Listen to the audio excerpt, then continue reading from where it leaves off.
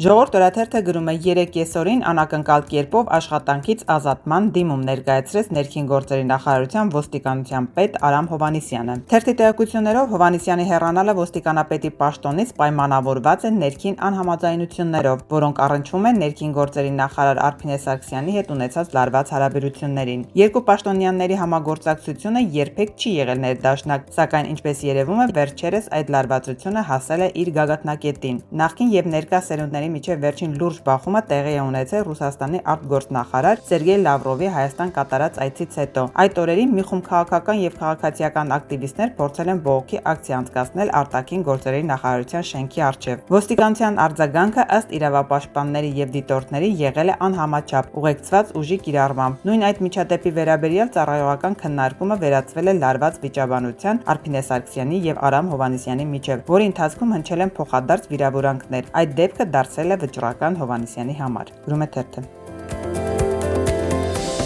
Հրապարակ թերթը գրում է ոստիկանապետի պաշտոնից Արամ Հովհաննիսյանի անակնկալ հեռացման մասին 3 բազմաթիվ վարկածներ էին շրջանառվում։ Չնայած Ներքին գործերի նախարար Արփինե Սարգսյանը նախարար դառնալու օրվանից ցանկություն է ունեցել ազատվել համակարգի երկարամյա պաշտոնյայից, սակայն Փաշինյանի հովանավորության շնորհիվ Հովհաննիսյանը մնացել է, չխորշելով անգամ եռաբլուրում որդեգուրույս մայրերին քարշ տալու հրահանգից։ Ըստ համակարգի աղբյուրների նրան ազատելու հիմքեր վաղուց կային եւ շատ էին։ Մեկն իր որդին էր։ Դեռ մի քանի տարի առաջ նա իր տնտեսագետ ավակ որդուն Կարլենին Մասիսի Մռուի պետ էր դարձրել առանց մասնագիտական կրթության։ Հետո մամուլը գրեց, որ նա փողով վարորդական վկայականներ է տալիս եւ քրեական վարույթ է հարուցվել, բայց իշխանական շրջանակներում այս պաշտոնանկությունը կապում են Փաշինյանի ծննդյան օրվա հետ։ Իբրև թե ոստիկանապետը հունիսի 1-ին պատշաճ չի կազմակերպել միջպետական մայրուղու Սևանի ճանապարհը փակելու գործը։ Ասում են, թե շատ ջանք է դրել շուտ է փակել ճանապարհը, երբ Փաշինյանն անցել է կորտեժով, սպասող վարորդները տևական ազդանշաններով ողջունել են նրան։ Բացի այդ, ողջ Երևանը ողողված է շնորհավոր Քեռի Նիկոլ եւ չենք վստահում մակագրության պաստառներով։ Թերթի տեղեկություններով Արամ Հովհաննիսյանը, որը Փաշինյանի տարեդարձի հյուրերից է եղել, առաջիններից է հեռացել։ Հավանաբար Փաշինյանը հենց այնտեղ է ասել դիմումդ գրի։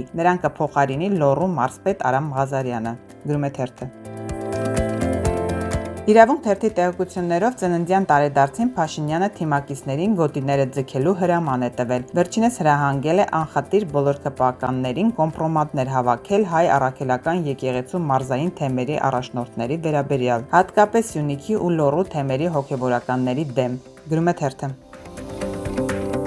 Հրապարակ թերթը գրում է հայ առաքելական եկեղեցին եւ հոգեոր դասը միակ ուղղությունը չեն, որի դեմ Փաշինյանը պատերազմ է հայտարարել։ Ասում են ընտրություններին ընդառաջ պետական համակարգն աշխատում է բոլոր ուղղություններով։ Վերջին շաբաթներին փնտրում հայտնաբերում են փոքր ձեռնարկատերեր գործարարների եւ հարկային ստուգումների արդյունքում խոշոր տուգանքներ սահմանում նրանց նկատմամբ, փորձելով առաջկա զարգացումներից առաջ հնազանդեցնել նրանց, հակառակ դեպքում կտանեն սնանկության։ Գրում է թերթը։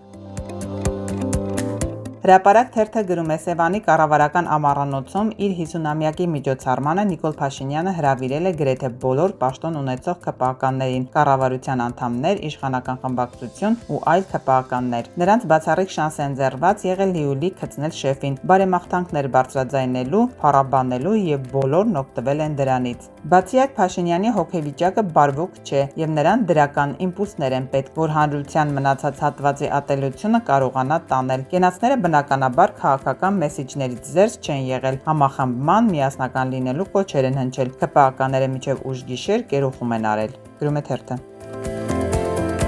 Ժողովուրդ օրաթերթի տեղեկություններով քննչական կոմիտեի զինվորական քննչական գլխավոր վարչությունում Արցախի հանրապետության հանձնման, պատերազմի ժամանակ ցուցաբերած զինվորական պաշտոնեական անփութության, ինչպես նաև զենք, զինամթերք եւ սպառազինություն թշնամուն հանձնելու քրեական վարույթի շրջանակում հարձակվել է Արցախի պաշտպանության բանակի գնդապետ, Եղնիկներ զորամասի հրամանատար Արցախի հերոս Կարեն Ջալավյանը։ Քյոխը։ Վերջին մեկ ամսվա ընթացքում Արցախի նախագահ Սամվել Շահրամանյանին իրավապահներն ինտենսիվորեն կանչում են հարձակվելու Նա արդեն 5-6 անգամ այցելել է քննչական մարմին, ՎԿ-ի դատավարական կարգավիճակով։ Թերթի տեղեկություններով նույն վարույթի շրջանակում հարձակվել է նաև Արցախի պաշտպանության բանակի նախկին հրամանատար Սամվել Բաբայանը։ Սա հիմք է ենթադրելու, որ հնարավոր է հենց վերջինիս հաղորդման կամ ցուցմունքների հիման վրա էլ սկսվել է գործընթացը, որի առանցքում այժմ հայտնվել է Արցախի նախագահի անունը։ Չի բացառվում նաև, որ Շահրամանյանը կալանավորվի։ Գրում է թերթը։